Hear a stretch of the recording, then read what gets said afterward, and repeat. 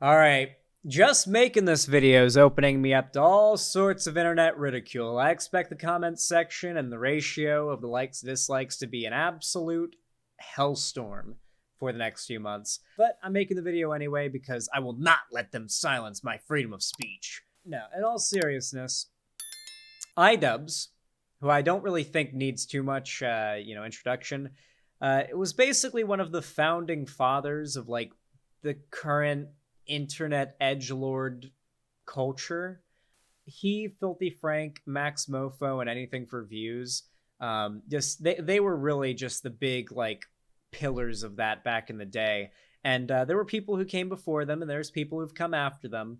But really, they were largely attributed to be these like kings of edgy comedy online. You know, very subversive, anti-mainstream, SJW, whatever, right? For that reason, iDubbbz became, despite not really being all that overtly political, despite a poorly aged and no longer held opinion about like the N-word, he just kind of gained a lot of popularity with people on the right. And a lot of his audience like kind of ranged from anywhere from people that were full on right wing to people who were maybe not right wing, but kind of had that like, these females have it on easy mode, bro. Like, you know what I'm talking about? I feel like just saying that gets across the point of like what kind of dude I'm talking about here, you know? Them females got it on easy mode. Like those kind of guys. A lot of people like that. Who aren't necessarily overtly political, but maybe have some pretty iffy opinions on some politically affiliated topics. Definitely part of iDubbbz's community, and a lot of them looked up to him. They formed a very strong parasocial relationship with him, and if I'm being honest, probably viewed him as a little bit of a father figure. Hey, little BG, what's up? Probably viewed him as a little bit of a father figure, if we're being honest. And so when iDubbbz started to tone down his content a little bit, coincidentally around the same time that he started to more publicly be in a relationship with his current fiance, Anissa Joma, who ironically enough, I actually knew who Anissa was prior to her dating iDubbbz. I'd seen like a couple of her YouTube videos. She'd done one that was like, I remember she talked about thalidomide in it. I don't remember what it was about. I think she was talking about like booby streamers or something. I watched like a few of her videos because she was a YouTuber before that, and then I found out she was dating iDubbbz, and I was like, oh, I know her. But yeah, around the time that iDubbbz and her started dating, he started to sort of tone down the edginess of his content a little bit. All right, I believe around that time is when he started that squirrel thing, like the squirrel hunting, like the squirrel arc. It just seemed like a lot of his more classic content cop and bad unboxing content, the stuff that his very edgy, younger, more, Harriet the Neck audience was not a fan, liked more. He was moving away from that content. And since then, he's moved more into like the documentary style content, and he's doing like the boxing stuff. But alongside this, a whole other drama has happened. iDubbbz's girlfriend, Anissa, made an OnlyFans where, from my understanding, I don't even know if she even posts nudes. Does she even post nudes on there, or is it just like lewd cosplays or something? I feel like most YouTubers just that like make OnlyFans just end up doing lewd cosplays. Is it not even nudes? Is it even like that graphic of what's on there? Regardless of what the content is, it doesn't really matter. Apparently, I guess this, in the eyes of a lot of the people in iDubbbz's audience, was signaled as iDubbbz allowing his girlfriend to make an OnlyFans and do that. And something you have to understand is that whether they'll admit it or not, in a lot of these spaces, they view relationships between a man and a woman as a form of ownership in a way. When you have a girlfriend, that's your girlfriend. You own her, right? Now I'm personally really into like the monogamy stuff. Like I would not be cool with my girlfriend cheating on me. I wouldn't be cool with like a polyamorous relationship. That's just personally not what I'm into. The right, on the other hand, has this idea in their mind that if you break from that tradition, then that is essentially you giving up your ownership of the woman you essentially own, more or less, and get to have final say on what they can do. Now, there's a very big difference between that and like if a girl makes an OnlyFans and her boyfriend isn't cool with it, and she's like, well, whatever, you're just gonna have to deal with it. And they've been like together for a long time or something, and it's like, how can you just spring this on to your partner? Like that's very fucking shitty. But what's being described here is not that. So a lot of people in iDubbbz's audience, a lot of people that had now left his audience and were upset that he wasn't making this type of content, interpret this as iDubbbz essentially becoming a cuck or a simp. More commonly, it was simp. Simp means sucker, idolizing, mediocre pussy. A simp basically being like a white knight, like a guy who like really wants to fuck a girl, but she won't fuck him. So he does like everything nice for her and like defends her all the time and is just super nice to her. And she just won't fuck him. Apparently that's what iDubbbz's is. Didn't incels come up with the term simp? In reality, the LGBT community came up with the word simp. The actual term simp, I believe, dates back to like queer people of color in like the clubbing scene, probably in like LA or something. LA is usually where most of cultural things come from, and the East Coast takes a while to catch up. Anyway, basically, this idea that iDubbbz is a simp had become prevalent, and everyone felt like iDubbbz had betrayed them, and that he was no longer based. And so that was basically when the last of like the holdout edgelord types, more immature edgelord and right-wing types just fully left his audience. And it caused this full fracture. He lost like tons of subs and everything. And those that previously viewed him as this like king of edgy content now view him as this like lolcow type character. And the way they talk about it is like really interesting. And I could really get into like the incel mindset of a lot of these content creators if I wanted to, but what I think is more interesting is like the advice that I can give as a YouTuber myself on like how you can avoid this kind of shit. So let's go ahead and check out this video. Ethan and Ela Klein shame iDubbbz's for content cop, labeling it as cringe hit pieces. Says if Ian didn't change, he'd become Keemstar. Ian agrees. Let's go ahead and watch the clip. This is the exact mic that I'm trying to get, by the way. But like Ian and how he feels about how he wants to put himself on the internet has changed. Mm-hmm. But I think that was gonna happen no matter what. That's what he always says. Mm-hmm. That had to happen. Yeah, I think those videos, like you said now, they were a hit piece, and when you look back at it, you cringe at it. Absolutely. It's not something that could have been sustainable, even if you wanted to. Look, if you didn't change, you couldn't. You'd be Keemstar. Right. Yeah. And also, But like Ian and how he feels. That's it? Dude, the Keemstar dick riding online is nuts, bro. I feel like we're in an unprecedented age of Keemstar dick riding, I feel like. I can't say I'm surprised because it's just so consistent, but at the same time, I wonder, like, when will people finally say he crossed the line? Because I feel like he's gone so much further past the line than most online content creators could go without losing their career. And I'm curious how far he's going to make it. Keem of all people? Yeah, and he's such an asshole too. Yeah, he's not even charismatic. Regardless though, I guess the idea behind this clip is that it plays into a conspiracy. Now, I would go and play the full thing, but it's a bit long.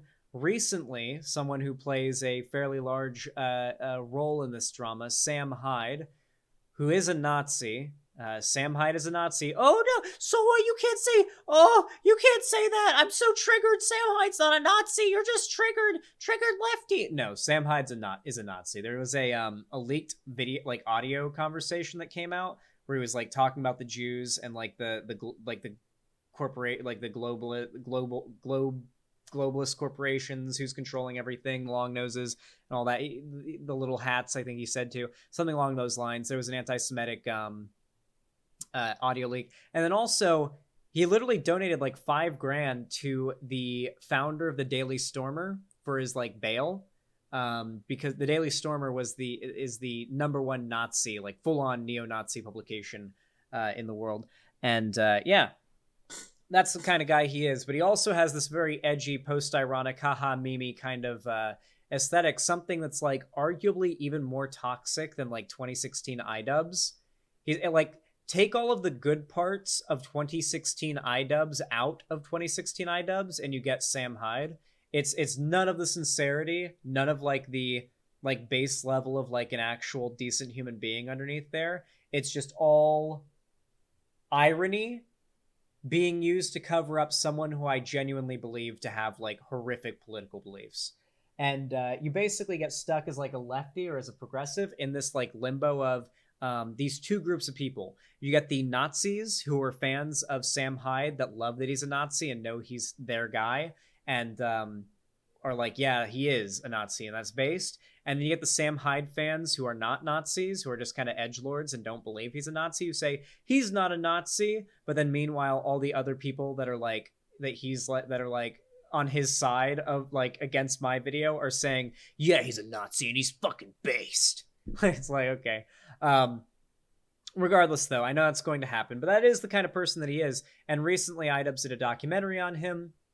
Sam Hyde trolled him, and iDubbbz, like, I would argue, took it pretty well, but apparently he didn't somehow. I watched the video, and people really seem to think that iDubbbz, like, took it really badly, like, took the pranking really badly somehow. It really seems like political bias is playing a large part in all of this. I'm sorry. I said it back in the day, and I'm saying it again. I feel like the drama community is getting more right-wing. For a while there, it seemed like there was more of a political, balance. It seemed like they'd shit on the lefty streamers and whatnot, like Bad Bunny or whatever, whenever they did something stupid. And then they'd shit on the right-wing crazies whenever they did something stupid. But for a while, like recently, it seems like we're leaning a lot more heavily onto this, like, weird incel-esque, like, a dude's got to control his fucking woman kind of idea, Because that's where this is coming from, by the way. Anybody who's out there calling, like, iDubbbz a simp or a cuck for this shit, you do believe that, like, a woman ought to be the property of their boyfriend or of their husband. And, I mean, if you openly believe that, then, I mean, me saying that means nothing. But if you don't realize that's what you believe, then hopefully that makes you think for a moment. Consider your ideas. Consider your beliefs. Maybe they don't hold up as well. I will also say, come on, iDubbbz actually gets to have sex with her. That does not make him a simp. I don't want to go down the whole like he's not a simp thing, but come on, actually learn what the word means.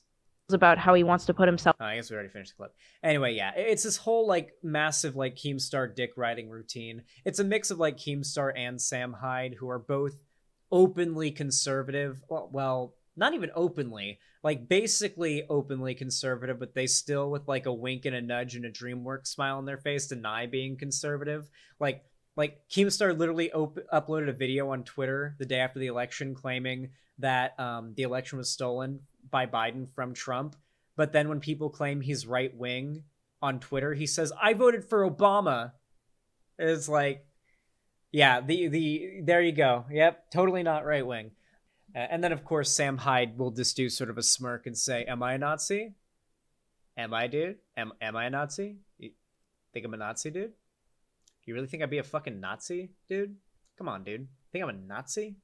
So you basically get this very thick layer of plausible deniability about any genuine, sincerely held horrible beliefs, because it's all like irony and comedy, right? But then at the same time, the actual horrible person down there, who's making tons of money and gaining this platform, who's like, recently I know that Sam Hyde shouted out Styx Hexenhammer. Recently on PKA, they had Sam Hyde on, and Sam Hyde shouted out Styx Hexenhammer.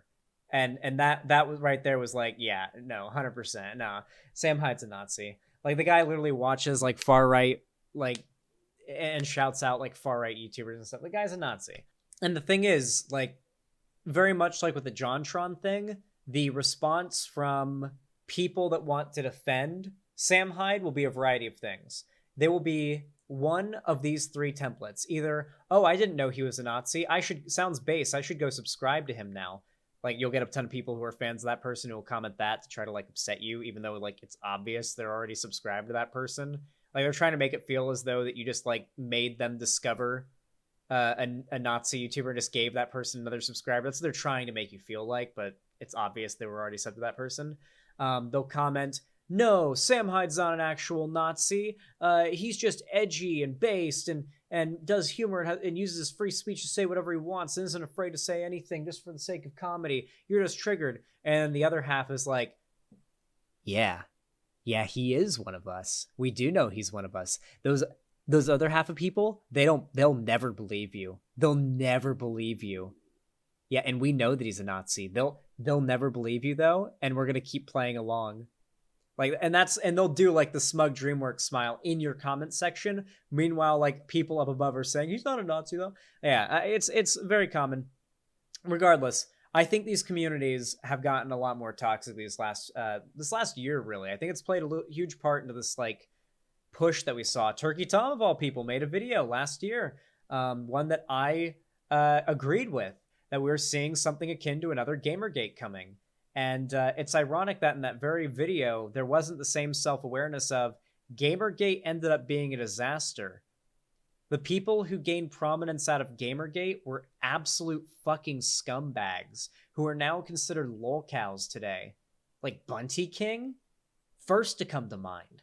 Like, I don't know. It's funny that, like, they'd acknowledge that this is something that's happening, but not really recognize when they are falling victim to it. I don't know. That's my own personal opinion. If the Drama Boys want to have me on their podcast or their live show to talk about it personally, I'd be happy to come on and give them my take face to face, and we can talk it out. That's my take as it stands. If you enjoyed this video, consider leaving a like whether you're watching it live or when it's gone up as a video after the fact. Consider subscribing, ring the bell icon, following my social media, linked down below. And of course, if you want your boy to be able to pay them bills and afford to replace this shitty-ass audio equipment, consider donating, subscribing, or gifting a sub over on my website, xanderhall.com/live. You can also support me over on YouTube, Twitch, Streamlabs, Stream Elements, or even Patreon. With all that said, thank you so much for watching. I really appreciate it. Have a damn good one.